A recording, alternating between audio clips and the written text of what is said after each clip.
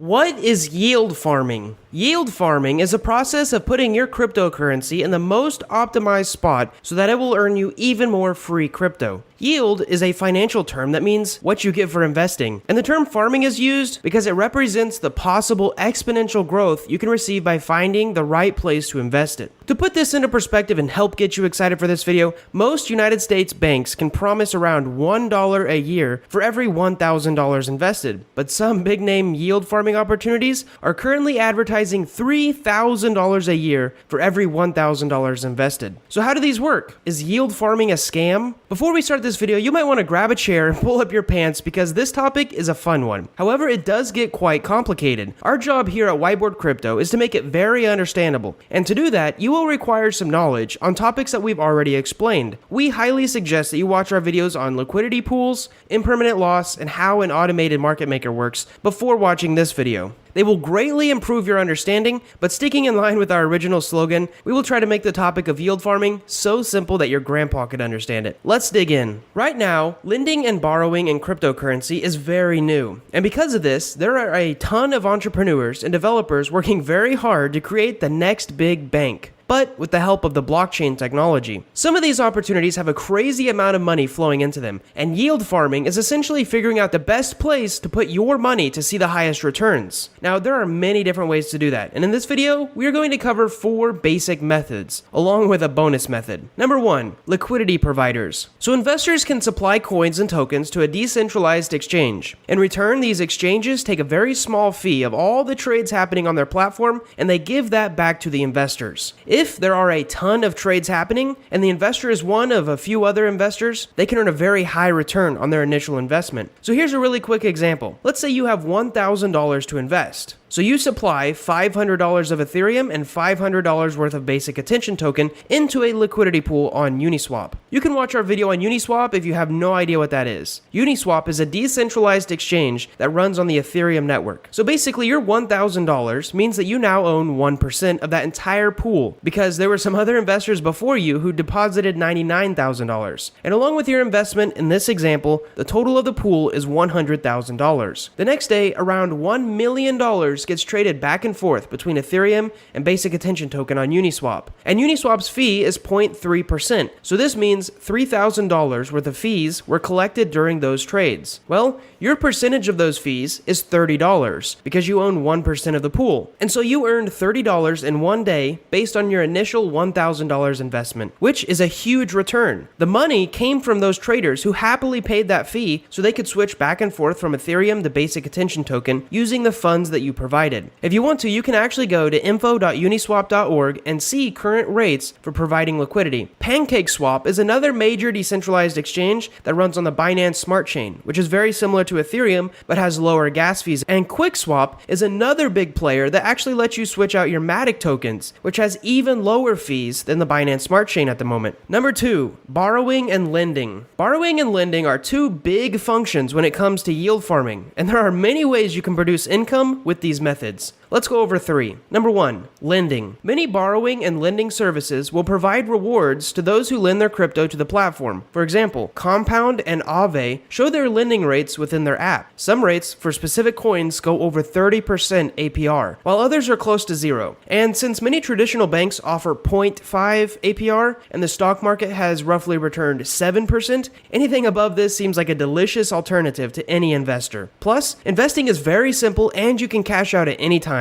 Number 2, borrowing. The other side of lending is borrowing, and you can make money from this as well. Imagine if you had some Ethereum laying around and you wanted to take out a loan, but didn't want to cash out the Ethereum because you thought it was going to go up in price. You believed in the Ethereum project. Well, you could borrow some DAI, which is a stable coin, and lock up your Ethereum as collateral. When it comes to crypto loans, all loans are always over-collateralized. This means that when you take a loan, you must provide more money than the loan is worth. It might sound crazy, but it means that there is no way you can run run away with the money you borrowed because there's something of higher value that you'd rather get back. So continuing with an example, let's say you have $15,000 worth of Ethereum. On the Aave platform, you can borrow and use $10,000 worth of DAI until you wanted to pay it back. Now, of course, there'd be interest, and you'd always want to make sure that you pay that interest off, but whenever you want, you can pay back the $10,000 of DAI and get back your initial Ethereum deposit, which hopefully has increased in value. So you are able to use the value of your Ethereum while still allowing it to appreciate in value. Now, this is a form of yield farming. You can think of this as comparable to taking out a loan on a house. You can use the money of the value of the house while the house still grows in value. We honestly think that this topic deserves a video to itself, so subscribe and turn on notifications for our channel if you can't wait to watch it. The last part of lending is number 3, leveraged lending. We call this lending with steroids. So basically, you lend your money to platforms like Compound or Aave and take what you can borrow and then just reinvest it. For example, if you deposit $100 worth of basic attention token, these platforms allow you to borrow $60 in DAI from it. So first of all, you need to know right now there's a 30%